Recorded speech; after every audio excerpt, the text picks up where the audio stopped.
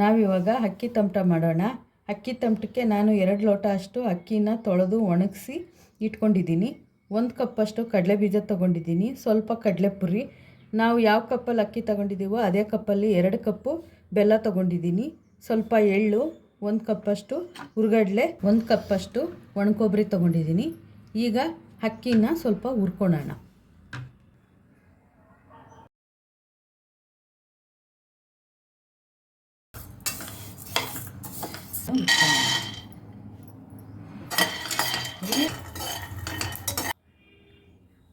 ಈಗ ಹುರಿದು ಪುಡಿ ಮಾಡ್ಕೊಂಡಿರೋ ಅಕ್ಕಿನ ಹಾಕ್ಕೊಳ್ಳೋಣ. ಕಡಲೆ ಬೀಜ, ಒಣಕೊಬ್ಬರಿ ತುರಿ, ಕಡಲೆಪುರಿ, ಏಲಕ್ಕಿ ಪುಡಿ, ಹುರ್ಗಡ್ಲೆ, ಎಳ್ಳು, ಇದೆಲ್ಲ ಮಿಕ್ಸ್ ಮಾಡ್ಕೊಳ್ಳೋಣ. ಇದೆಲ್ಲ ಚೆನ್ನಾಗಿ ಮಿಕ್ಸ್ ಮಾಡಿಕೊಂಡು ಇಟ್ಕೊಳ್ಳೋಣ. ಈಗ ಪಾತ್ರೆ ಇಟ್ಕೊಂಡು ಅದಕ್ಕೆ ಬೆಲ್ಲ ಹಾಕ್ಕೊಳ್ಳೋಣ. 1.5 ಲೋಟ ಅಷ್ಟು ಬೆಲ್ಲ, ಸ್ವಲ್ಪ ನೀರು, ಸಣ್ಣ ಲೋಟದಲ್ಲಿ ಸ್ವಲ್ಪ ನೀರು ಹಾಕ್ಕೊಳ್ಳೋಣ. ಈಗ ಬೆಲ್ಲ ಎಲ್ಲ ಕರಗಿದೆ. ಇದನ್ನು ಒಂದು ಬೇರೆ ಪಾತ್ರೆಗೆ ಫಿಲ್ಟ್ರ್ ಮಾಡ್ಕೊಳ್ಳೋಣ. ಇದರಲ್ಲಿರೋ ಗಲೀಜೆಲ್ಲ ಕ್ಲೀನಾಗಿ ಆಗುತ್ತೆ.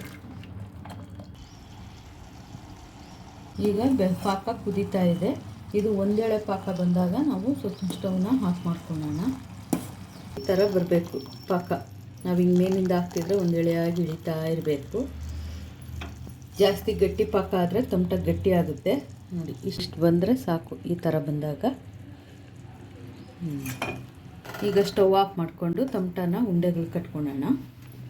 ಇಟ್ಕೊಂಡು ಉಂಡೆ ಕಟ್ಕೊಳ್ಳೋಣ. ಎಲ್ಲ ಒಂದೇ ಸಲ ಹಾಕಿದ್ರೆ ಗಟ್ಟಿ ಆಗಿಬಿಡುತ್ತೆ. ತಣ್ಣಗಾದ ಮೇಲೆ ಕಟ್ಟೋಕ್ಕಾಗಲ್ಲ. ಬಿಸಿಯಲ್ಲೇ ಹಾಕ್ಕೊಂಡು ಈ ಥರ ಸ್ಪೂನಲ್ಲಿ ಕಲಿಸ್ಕೊಂಡು ಈ ಥರ ಸ್ಪೂನಲ್ಲೇ ಕಲಿಸ್ಕೋಬೇಕು. ಬಿಸಿ ಇರುತ್ತೆ. ಸ್ವಲ್ಪ ಸ್ವಲ್ಪನೇ ಕಲಿಸ್ಕೊಂಡು ಈಗ ಉಂಡೆ ಮಾಡ್ಕೊಳ್ಳೋಣ.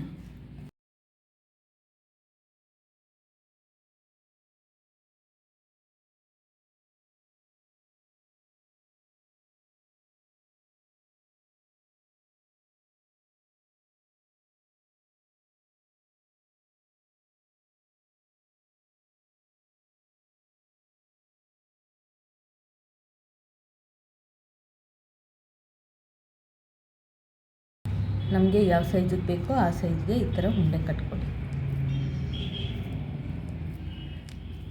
ನಾನು ಇಲ್ಲಿ ಸಣ್ಣ ಸಣ್ಣ ಉಂಡೆ ಕಟ್ತಾ ಇದ್ದೀನಿ. ಈ ಥರ ಕಟ್ಕೋಬೇಕು.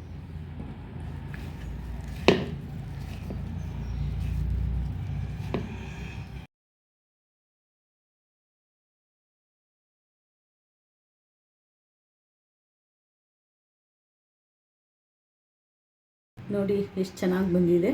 ಈ ಶಿವರಾತ್ರಿ ಹಬ್ಬಕ್ಕೆ ನೀವೆಲ್ಲ ಇದನ್ನು ಮಾಡ್ಕೊಂಡು ತಿನ್ನಿ. ತುಂಬ ರುಚಿಯಾಗಿರುತ್ತೆ, ಹೆಲ್ತಿಯಾಗಿರುತ್ತೆ.